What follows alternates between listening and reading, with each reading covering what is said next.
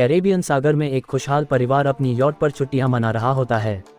माँ जूलिया, पिता टॉम, बेटी कैसी और बेटा बेन सब बहुत खुश होते हैं। जूलिया तैरने के लिए पानी में कूद जाती है।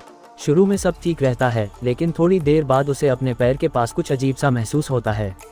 वह आसपास देखती है, लेकिन कुछ दिखाई नहीं देता। वह इसे अपनी कल्पना समझकर नज़रअंदाज कर देती है। कुछ ही सेकंड बाद वही अजीब एहसास फिर से होता है। इस बार जूलिया घबरा जाती है और यॉट की तरफ तैरने लगती है। तभी अचानक कोई चीज़ उसके पैर को खींचने लगती है। जूलिया डर के मारे जोर जोर से मदद के लिए चिल्लाने लगती है। उसकी बेटी कैसी हेडफोन लगाए होती है, इसलिए वह माँ की आवाज़ नहीं सुन पाती। टॉम और बेन मछली पकड़ने में व्यस्त होते हैं। जूलिया पानी में संघर्ष करती रहती है। पानी उसके मुंह में जाने लगता है और उसकी आवाज़ कमज़ोर पड़ने लगती है। तभी टॉम को एहसास होता है कि उसने काफ़ी देर से जूलिया को नहीं देखा। वह चारों तरफ देखता है और आखिरकार अपनी पत्नी को खतरे में देख लेता है।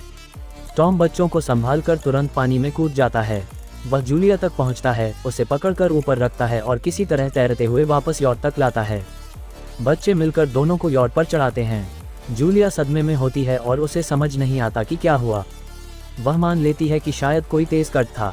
रात को परिवार बेन का जन्मदिन मनाता है। केक और तोहफे होते हैं। तभी कैसी को उसके बॉयफ्रेंड का कॉल आता है। वह लैपटॉप लेकर बाहर जाती है। उसका बॉयफ्रेंड दिखाता है कि शहर के ऊपर बहुत भयानक काले बादल छा गए हैं। तभी वीडियो कॉल अटक जाती है और बंद हो जाती है। कैसी घबराकर अंदर आती है और सबको बताती है।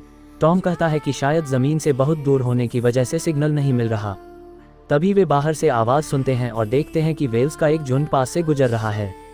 टॉम समझाता है कि वेल्स धरती के मैग्नेटिक फील्ड के सहारे रास्ता ढूंढती हैं, लेकिन तूफानों के दौरान वे भटक जाती हैं। अचानक यॉट जोर से हिलती है और बेन गिर जाता है। टॉम को डर लगता है कि शायद यॉट को नुकसान हुआ है। वह पानी में उतरकर नीचे देखने जाता है। कुछ सेकंड बाद वह वापस आता है और उसके कंधे पर गहरी चोट होती है। जूलिया उसकी सिलाई करती है। टॉम बताता है कि उसे पानी में कोई बहुत बड़ी चीज़ महसूस हुई और पलटते ही प्रोपेलर से कट गया।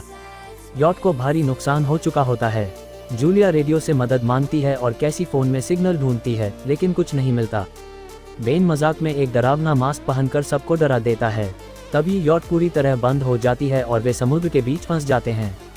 रेडियो पर अजीब सी आवाज़ आती है, लेकिन कुछ समझ नहीं आता। टॉम बताता है कि उनके पास 4 दिन का खाना पानी है। अचानक रडार कुछ अजीब दिखाता है। बाहर जाकर वे देखते हैं कि आसमान से कई उल्कापिंड गिर रहे हैं। एक उल्का उनके पास समुद्र में गिरती है। टॉम इंजन स्टार्ट करने की कोशिश करता है, तभी एक और उल्का गिरती है। टॉम समझ जाता है कि ये उल्काएं नहीं बल्कि सैटेलाइट्स हैं। तभी बेन धुएं की ओर इशारा करता है। इंजन पूरी तरह जल चुका होता है। तेज हवा चलने लगती है। कंपास पागल सा घूमने लगता है। यॉट जोर जोर से हिलती है।